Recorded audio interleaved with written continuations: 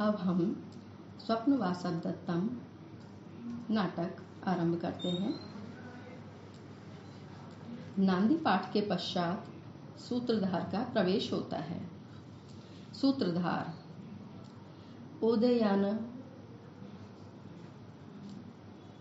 उदयनवेन्दु सवर्णा वासवदत्तावलौ बलस्य त्वां पद्मावतीर्ण पूर्णौ वसंतकम्रौ भुजौ पाताम्।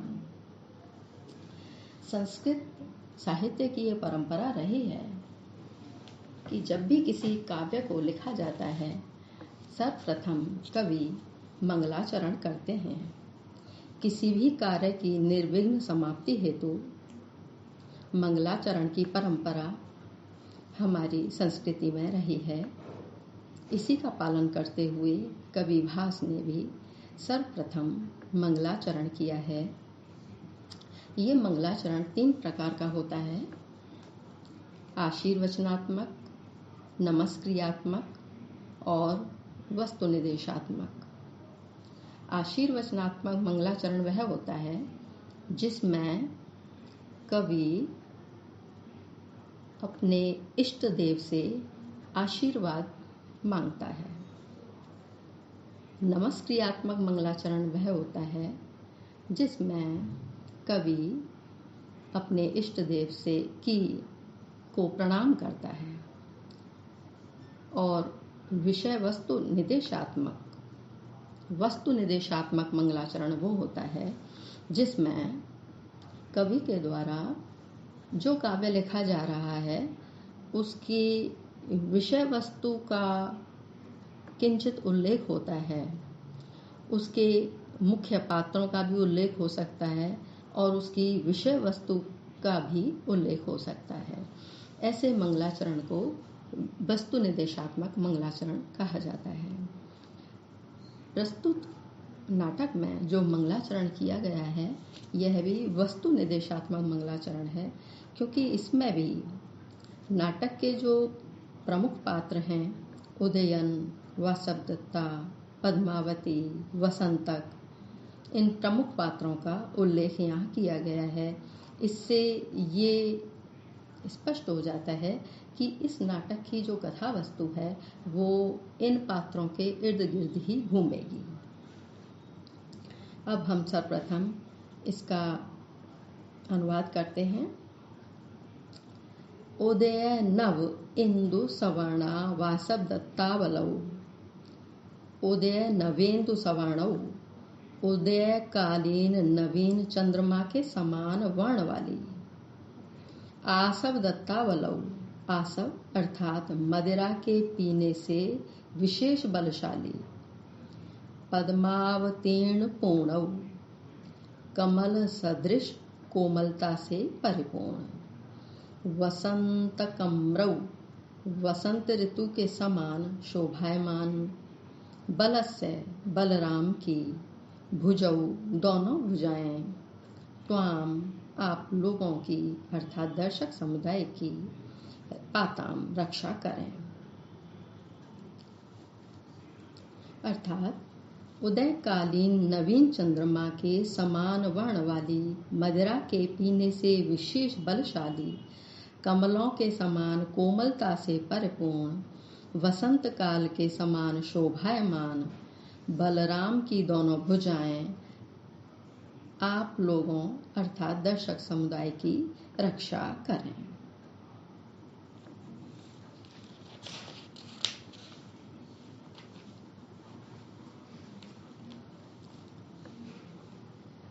एवं आर्य मिश्रान विज्ञापयामि अये किन्नु खलु मयि विज्ञान व्यग्रे शब्दिव श्रूयते अंग पश्यामि।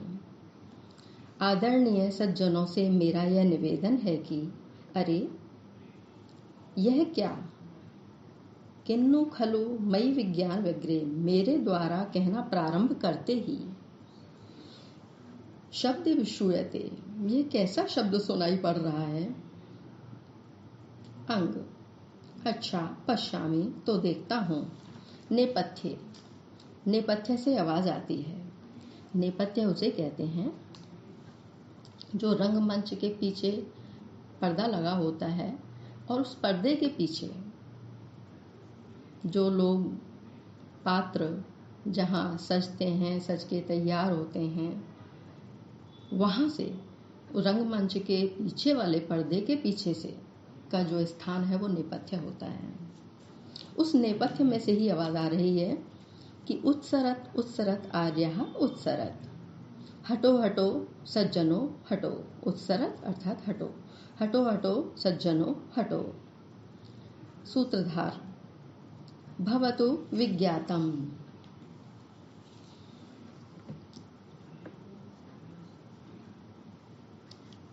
अच्छा, समझ गया। भृत्यैः मगध राजस्य स्निग्धैः कन्यानुगामिभिः धृष्टम् उत्सार्यते सर्वः तपोवनगतो जनः। अर्थात मगध राजस्य, मगध देश के राजा की कन्यानुगामी भी, कन्या पद्मावती का अनुगमन करने वाले, स्निग्धैः स्नेह युक्त प्रिय, भृत्यैः सेवकों के द्वारा, तपोवन गतः सर्वजनः तपोवन में रहने वाले सभी लोग धृष्टम धृष्टतापूर्वक उत्सार्यते हटाए जा रहे हैं। अर्थात मगध देश के राजा की कन्या जिसका नाम की पद्मावती है, उसका अनुगमन करने वाले स्नेह युक्त प्रिय सेवकों के द्वारा तपोवन में रहने वाले बालक वृद्ध आदि सभी लोग धृष्टता पूर्वक हटाए जा रहे हैं।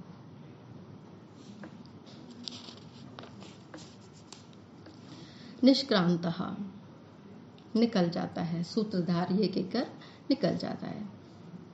इति स्थापना, ये स्थापना है, यहाँ स्थापना समाप्त हो जाती है। प्रविश्य, फिर दूसरा दृश्य आरंभ होता है रंगमंच पर। प्रविश्य, प्रवेश करके, भटौ यानी दो भट प्रवेश करते हैं, दो सिपाही, भट अर्थात दो सिपाही, द्विवचनांत है भटौ, इसका अर्थ है दो सिपाही। भटौ सिपाही, उत्सरत उत्सरत आर्यः उत्सरत, हटो हटो लोगो हटो। ततः प्रविशति परिव्राजक वेशो योगेंद्रायण अवंतिका वेश धारणी वासवदत्ता च। तत्पश्चात सन्यासी का वेश धारण किए हुए योगेंद्रायण और अवंती देश की स्त्री के वेश को धारण किए हुए वासवदत्ता का प्रवेश होता है। योगेंद्रायण कहते हैं, कर्णम दत्वा, कान देकर अर्थात कान लगाकर ध्यान से सुनकर, कथम एह अपि उत्सार्यते, क्या यहाँ भी हटाया जा रहा है, कुतः क्योंकि। योगेंद्रायण के कहने का तात्पर्य है कि यहाँ कौन सी ऐसी परिस्थिति है, इस तपोवन में भी हमें हटाया जा रहा है, क्योंकि नगरों में, गांवों में, शहरों में ही भीड़ होती है, जहाँ लोग बहुत सारे रहा करते हैं, वहीं एक दूसरे को हटाते हैं, लोग एक दूसरे का अपमान कर सकते हैं। लेकिन यहाँ तपोवन में क्या आवश्यकता है किसी को हटाने की, किसी के लिए किसी को अपमानित करने की। तो ये सुनकर कि किसी के लिए किसी को हटाया जा रहा है, लोगों को अपमानित किया जा रहा है, धृष्टतापूर्वक हटाया जा रहा है, ये देखकर उनको आश्चर्य होता है और कहते हैं कि यहाँ भी क्या हटाया जा रहा है लोगों को, क्योंकि धीरस्य आश्रम संश्रितस्य वसतः तुष्टस्य वन्यहि फलै मानार्हस्य जनस्य वल्कलवतस्त्रासः समुत्पाद्यते उत्सिक्तो विनयादपेत पुरुषो भाग्यहि चलैर्विस्मितः कोऽयं भो निभृतं तपोवनमिदं ग्रामीकरोति आज्ञया।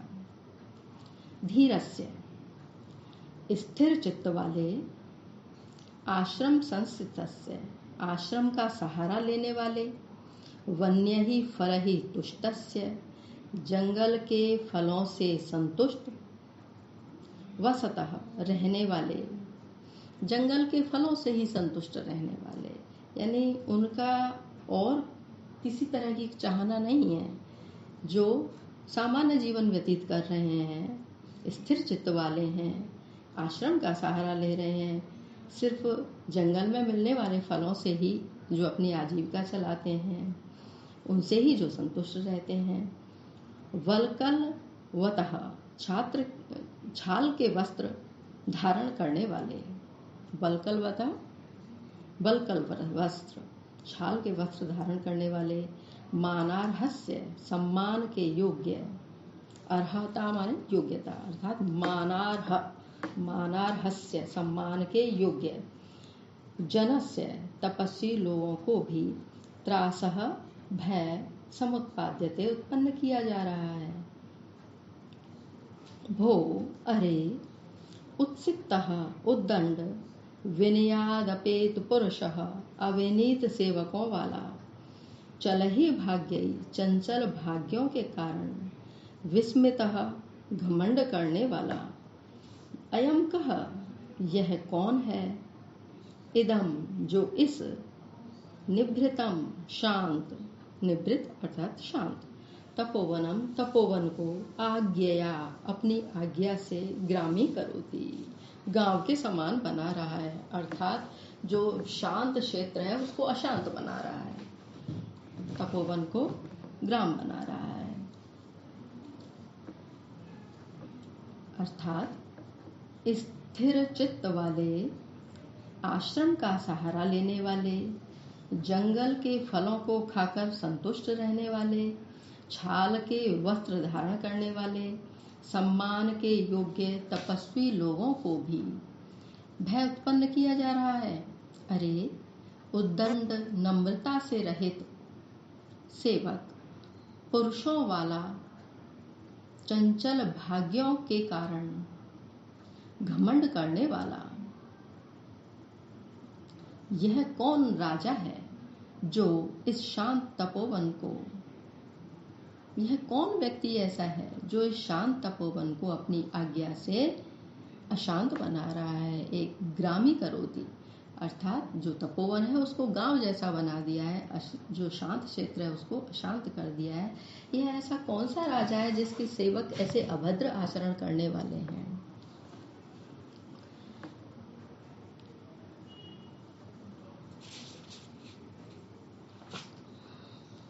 वासवदत्ता आर्य क एष उत्सार्यति। अब वासवदत्ता भी कहती हैं कि हे आर्य, यह कौन लोगों को हटा रहा है, यह कौन है जो लोगों को हटा रहा है।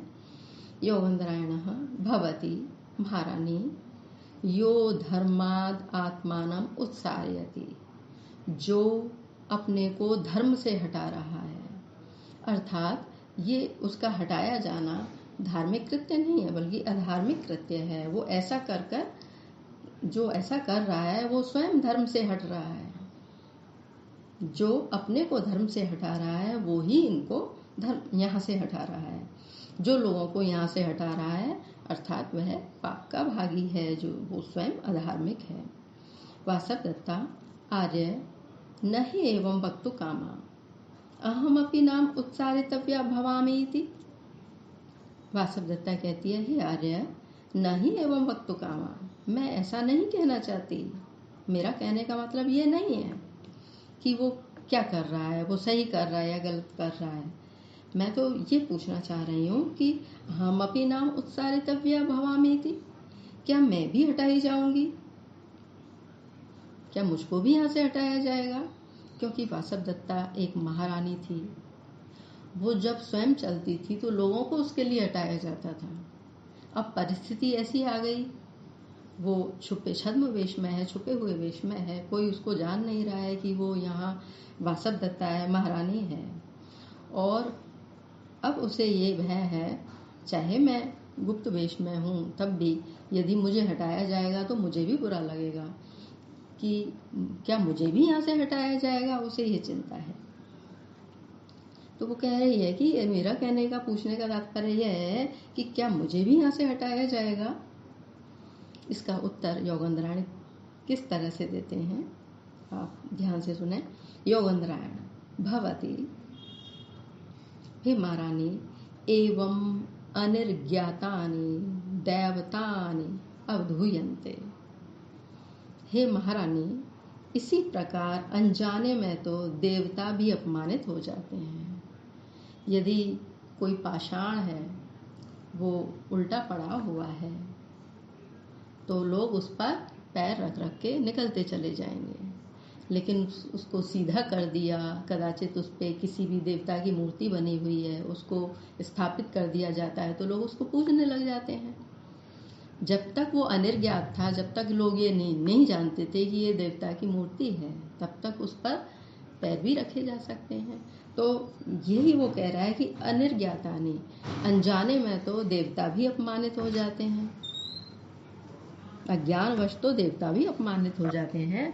तो आप यदि गुप्त वेश में हो तो हो सकता है आपका भी अपमान हो जाए, क्योंकि इस समय आपको कोई यहाँ जानता नहीं है कि आप महारानी हैं।